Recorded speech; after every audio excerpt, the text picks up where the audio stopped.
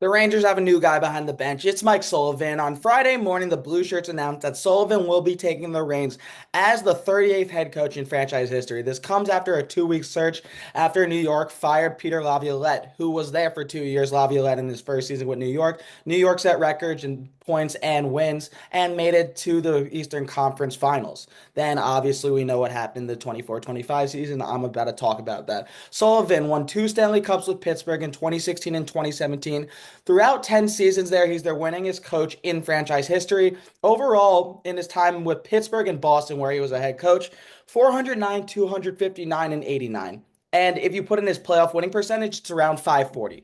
Mike Sullivan's a winner. He brings that to New York. And so, the first thing I'll say here with the New York Rangers coaching search, the second Mike Sullivan became available, he was going to be the one.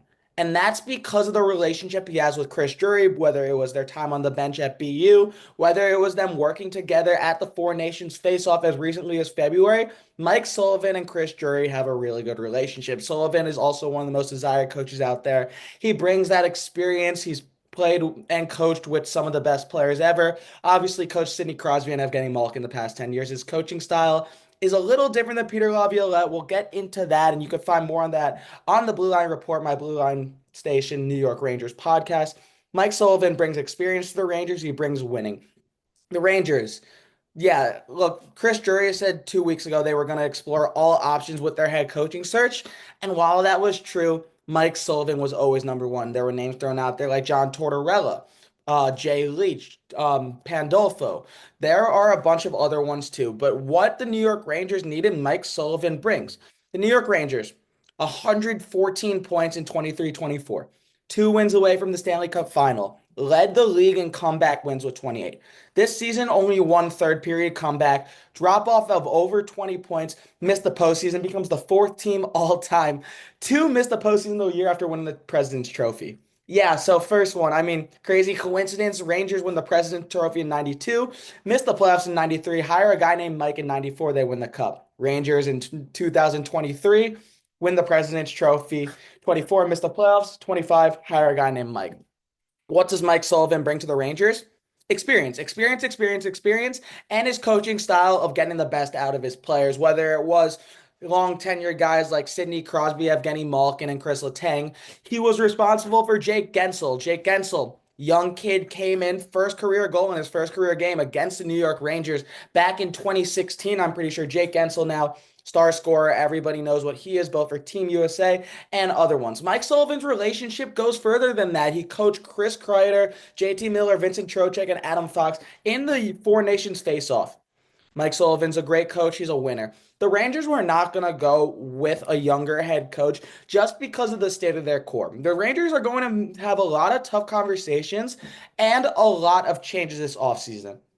But for the most part, their core is going to remain intact. Chris Kreider might be gone, but besides that, I can't see a lot of other people moving. Mika Zibanejad, 8.5 million a year for the next 5 years. He's not going anywhere. Artemi Panarin probably is staying. He has one more year on his contract, unrestricted free agent. The Rangers are going to keep him. JT Miller, you have him till 2030. Alexi Lafreniere, 6 more years on that contract. Igor Shesterkin, obviously the highest paid goalie in NHL history. And so for Mike Sullivan and the New York Rangers, the number one thing is going to be building a culture. Because from the second the Rangers traded Jacob Trouba or even traded Barclay Goodrow, their culture was fractured. And you could tell. And you could tell the way the players played, the way they conducted themselves, the way they were frustrated throughout the season and would openly say to the media about Laviolette's not coaching style, but not playing. There were frustrations. It led to trades and it led to a fractured locker room. There's a lot of stuff we don't know. But now Mike Sullivan, newest head coach in franchise history, the New York Rangers are going to build a culture, and that's for sure. And that's the biggest thing that he needs to bring because, in full honesty, might be a bias take. The Rangers were 2 wins away from the Stanley Cup final in 2 out of the past 3 seasons. They have the look of a Stanley Cup contender. They're a few moves away. After extending Juuso Parssinen today, 2 years, 1.55 million, I think, or 1.35 million, they have $8 million left in cap space. They're going to sign most of their restricted free agents. It's still going to take a year till offer sheets really, really become a thing.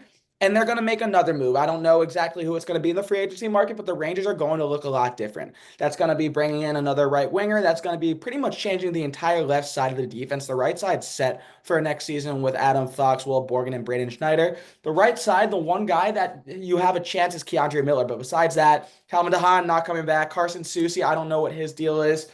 Urho Vakanainen.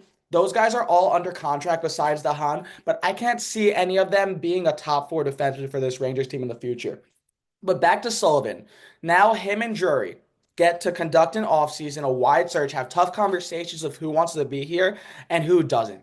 And that's the biggest thing. So what the New York Rangers are getting is like head coach who has won in multiple stops, has coached one of the best players to ever exist, along with really good ones, and has been able to develop youngsters. And what he brings to New York, this has been written in the stars for at least 3 seasons. He is so widely respected. He's one of the best coaches of our generation. And now he's tasked with bringing a fractured Blueshirts team, building the culture there, and getting them back to where they were in 1994, which is what every fan wants.